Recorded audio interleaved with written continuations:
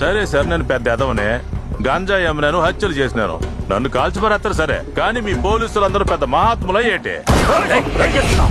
ఇప్పుడు కాల్చినారు కదా, ఈసారికి నేను నెలకి 2 లక్షలు పడేస్తాను. ఆయన లిమిట్స్ లో 3 కాలేజీలు ఉన్నాయి. చాలా గొప్ప వ్యాపారం సార్. కోరే ఫుల్ సపోర్ట్.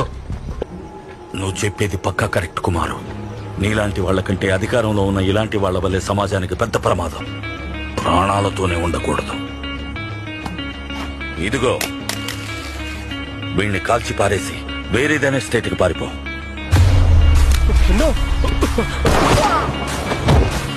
రే, అలా కాల్చి పారేసావేంట్రా? సార్ కాల్చమని మీరే కదా సార్ చెప్పింది. నేను చెప్తే పోలీసుని కాల్ చేస్తావా?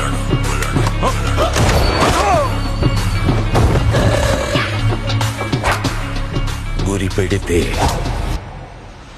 ఎర్ర పడాలి.